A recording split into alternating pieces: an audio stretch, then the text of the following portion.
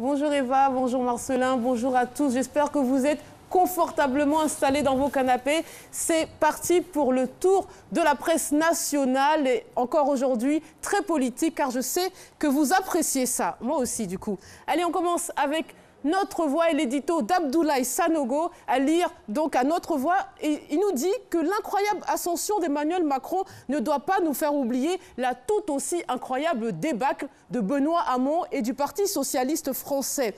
Alors en début de quinquennat, le président Hollande lui a donné toute sa confiance, notamment en le nommant comme ministre de l'Éducation nationale. Et pourtant, Hamon, avec d'autres, a contribué à noircir le tableau du travail abattu par le président Hollande. L'article rappelle que jamais dans la Ve République, un président français n'a été aussi vilipendé par ses propres camarades du Parti socialiste. Et selon le journaliste qui a vite fait le parallèle avec la Côte d'Ivoire, les frondeurs ont tous la même qualité. Ils sont sans gêne et ne connaissent pas la honte. Alors, comment Hamon pouvait-il s'attendre au soutien de ceux qu'il a lui-même blessés et humiliés? Ça s'appelle le retour de bâton. Et la prochaine fois, il montrera son doigt. Non, il ne montrera pas par son village avec le doigt gauche, comme on dit. Allez, on reste encore dans la politique, cette fois-ci avec l'intelligent d'Abidjan qui va apparaître à vos écrans. Et on nous dit qu'en Côte d'Ivoire, certaines personnes pensent que le Macron ivoirien se trouve parmi Guillaume Soro, Tidiane Thiam, Ahmed Bakayoko ou dans le ticket Mabri Nyamian Konan.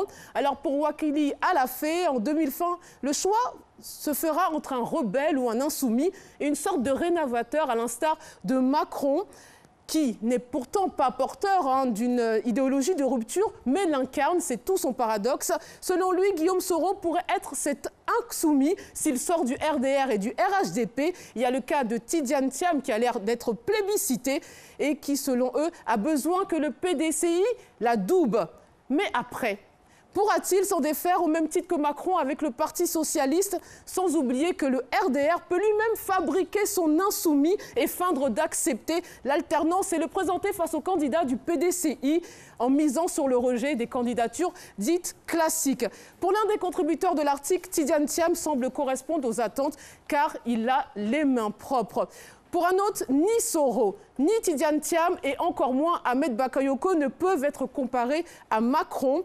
Alors, l'article est juste en dessous de celui-ci. Il est assez étonnant puisqu'il y en a un qui s'autoproclame comme étant le Macron ivoirien. Il est déjà candidat pour 2020. Il s'appelle Sylvain Takoué. Affaire à suivre. Allez, on reste dans la politique avec l'Inter cette fois-ci.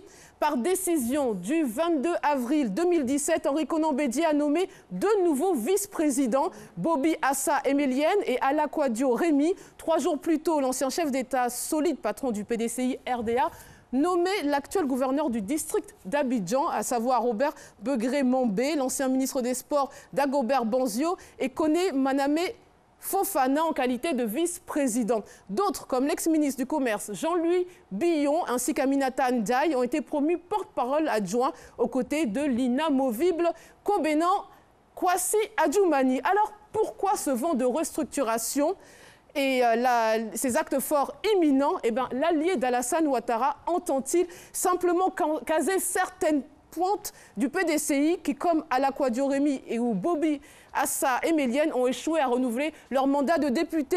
Souhaite-t-il remettre en selle des ténors comme Jean-Louis Billon qui a été remercié du gouvernement ou tout simplement prépare-t-il des batailles à venir pour le PDCI? On imagine bien 2020.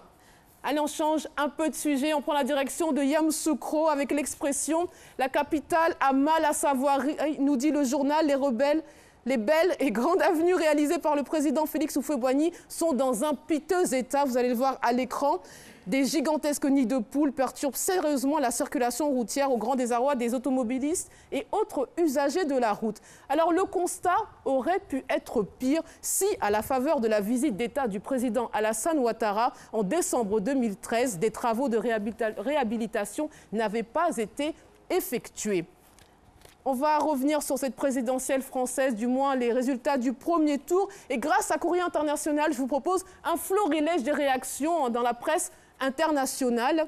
Alors soulagés, les acteurs du marché poussaient ce lundi le CAC 40 à un niveau inédit depuis 9 ans, de même qu'ils s'arrachaient l'euro et les obligations du Trésor français. Et selon un spécialiste des marchés de change cité par le Financial Times, les investisseurs anticipent une victoire de Macron au deuxième tour qui est pro-euro et pro-business. Alors selon un éditorialiste du quotidien brésilien Folha, les résultats du premier tour s'apparentent presque à une nouvelle révolution française. Pour la première fois en 60 ans, les grands partis ne seront pas au second tour. Alors pour le Boston Globe, aux États-Unis, en atteignant le second tour, la candidate du Front National a réitéré l'exploit de son père en 2002. Mais le contexte a changé, rappelle le quotidien. Marine Le Pen surfe sur une vague de populisme anti-immigration à l'œuvre dans tous les pays occidentaux. Et face à Emmanuel Macron, un candidat qui n'a jamais été élu à aucun mandat, elle a au moins une chance de l'emporter,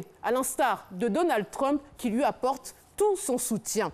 Et on va finir comme toujours avec l'insolite, et l'histoire du jour est assez drôle, ça dépend pour qui. Un bébé de 3 mois a été interrogé par l'ambassade américaine de Londres, soupçonné d'être un terroriste. Et oui, bon, en réalité, c'est plutôt son grand-père qui, un peu tête en l'air, a fait une erreur dans son formulaire de demande de visa. Alors, des fois, dans ces formulaires, il y a des questions plus ou moins absurdes. Exemple, cherchez-vous à engager ou avez-vous été engagé dans des activités terroristes, d'espionnage, de sabotage ou de génocide?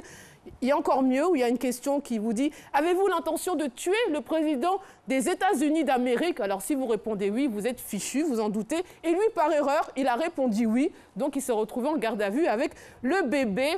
Malgré cette histoire, il ironise le grand-père et nous dit que son bout de chou de petit-fils n'est pas un terroriste. Il a bien saboté quelques couches, mais ça s'arrête là. Allez, c'est tout pour moi. Donc faites attention quand vous remplissez les formulaires, Eva et Marcelin, pour le prochain voyage.